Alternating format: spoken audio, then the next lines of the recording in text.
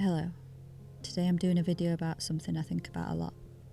And because the channel is so young at the moment, I feel like I have the capacity to talk about something a little closer to home. I'm going to talk about Grimsby. The Great Grimsby. A brief history and present status. I'm sorry if this gets slightly political, but as politics has a very large impact on our lives, I feel like it needs to be talked about.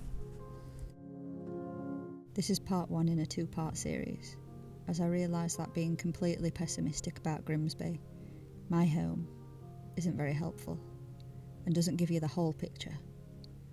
The next video will be a much more optimistic things to do in Grimsby. I hope you find it interesting.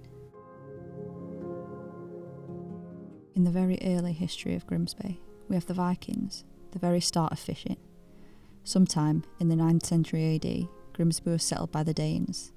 Local folklore claims that the name Grimsby came from the word grim, a Danish, as an old term closer to Viking, fisherman. During medieval times, Grimsby grew in the 12th century into a fishing and trading port, at one time ranking 12th in importance for the Crown for tax revenue, very different than it is today. The town gained its charter from King John in 1201. The first mayor was installed in 1202.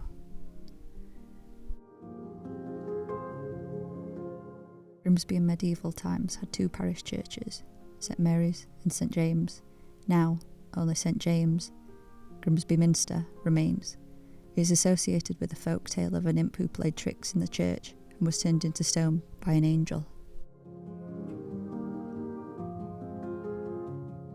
During the rise of fishing and maritime industry, the Grimsby Haven Company was formed by Act of Parliament in 1796, known as the Grimsby Haven Act, for the purpose of widening, deepening, enlarging, altering and improving the haven of the town and port of Great Grimsby.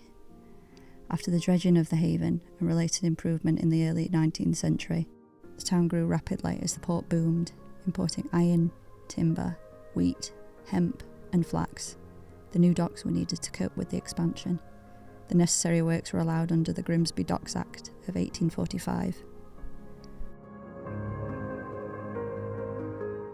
The arrival of the railway in 1848 eased the transport of goods to and from the port to markets and farms.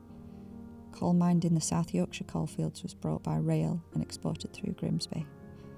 Rail links direct to London and the Billingsgate Fish Market allowed fresh Grimsby fish to gain nationwide renown.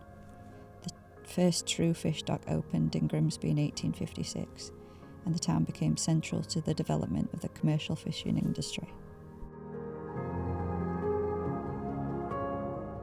Dock Tower was completed in 1851, followed by the Royal Dock in 1852. In 1857, there were 22 vessels in Grimsby. Only 6 years later, there were 112. The first two legitimate steam trawlers built in Britain were based in Grimsby. By 1900, a tenth of the fish consumed in the UK was landed there, although there were many other smaller coastal fishing ports and villages involved. The demand for fish in Grimsby meant that at its peak in the 1950s, it claimed to be the largest fishing port in the world. The population grew from 75,000 in 1901 to 92,000 in 1931. The Great Depression and restructured fishing caused a sharp decline in employment. After that, the population was fairly stable for the rest of the 20th century.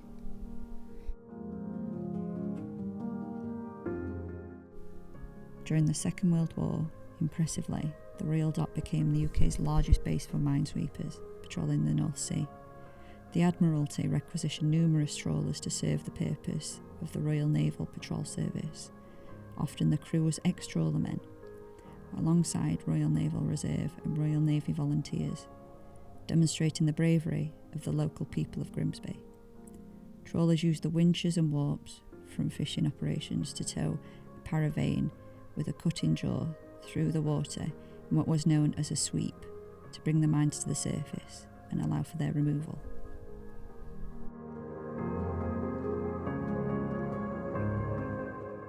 Post-Second World War, after the pressures placed on the industry during the Cod Wars and the European Union's Common Fisheries Policy, which redistributed fishing quotas to other EU nations, many Grimsby firms decided to cease trawling operations there. In short, during a series of disputes during the 20th century, an economic zone around every country of 200 nautical miles was established whereby you cannot fish in that country's waters. The sudden demise of the industry brought an end to a way of life and community that lasted for generations. The loss of the fishing industry brought severe economic and social problems for the town. Huge numbers became redundant, highly skilled in jobs that no longer existed, and struggled to find work ashore. As with the Ross Group, some firms concentrated on expanded industries within the town, such as food processing. Now we come to the 21st century, an age of austerity. Britain is suffering from worsening health as the NHS and social care system buckles amid chronic staff shortages and soaring demand after the COVID pandemic and years of underinvestment. Rates of long-term illness are significantly higher in the north of England than they are in London and the south east.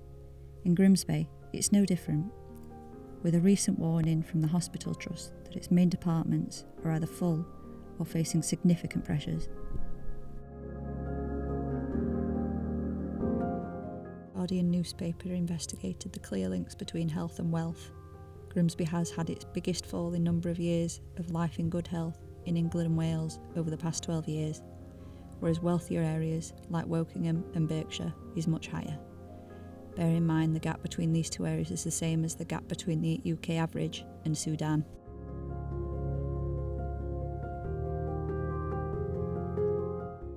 You can see that the rise in food banks is a clear indicator that the austerity measures implemented by governments are not working, making an argument for the use of a basic income to be rolled out. After reading various books and doing research around the topic myself, this may be the way out for many people suffering. The measures help everyone else out too, not just the poorest in society, possibly removing the taboo-esque aspect of those in receipt of them.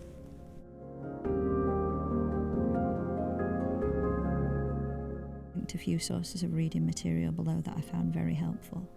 I won't be able to discuss this in detail as I could talk about this for hours and hours. Luckily, there is a studying process over 2 years at the moment, looking into the practicality of it.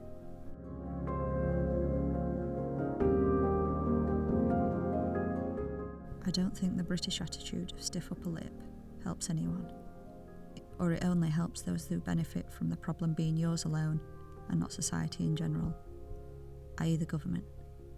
I believe people need help when they are struggling, and no amount of stiff upper lip can resolve these societal issues. They only lead to very bad outcomes like drug abuse, illegal and non-illegal, and antisocial behaviour, like we see today.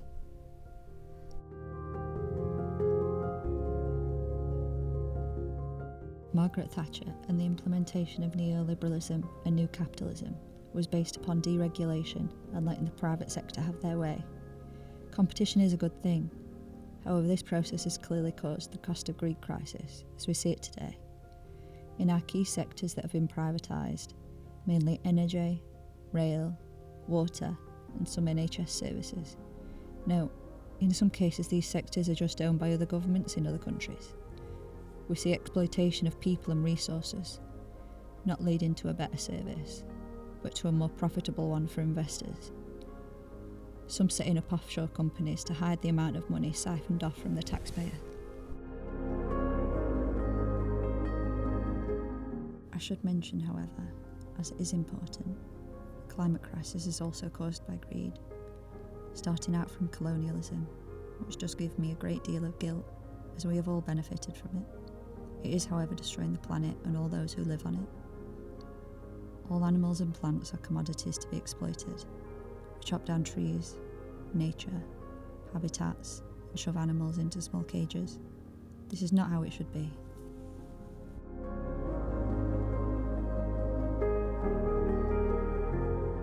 The principle of continued deregulation, whilst the government also heavily control our lives, e.g. population control via implementing the two-child benefit policy or the Public Order Act seems very contradictory and on the verge of authoritarianism, in my opinion.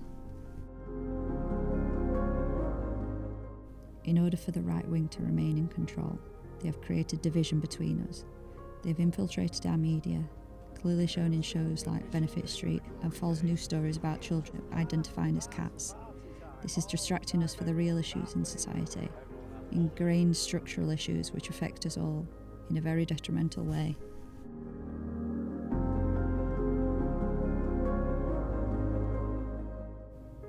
I'm not going to rant about this any longer. The books and resources I've linked below explain this in more detail than I ever could go into on my own. Plus they have an extraordinary amount of research and scientific backing behind them. In conclusion, Grimsby is a town that is clearly suffering, like many over the UK. There is so much potential, demonstrated in the local people every day, by either the work they do within the community or in the many food banks across the UK. As a resident of Grimsby, I hope to one day see people around here happier than they have been. There seems to be a focus on productivity with those in government over the actual mental health of the people in this country, which would probably improve productivity if people thought about it more. People can see that the vast inequality between classes of people, pollution, and it affects everyone. We don't live forever. However we may avoid thinking or speaking about it, it does still exist. Death is a certainty, but we don't have to make the journey there an unhappy one.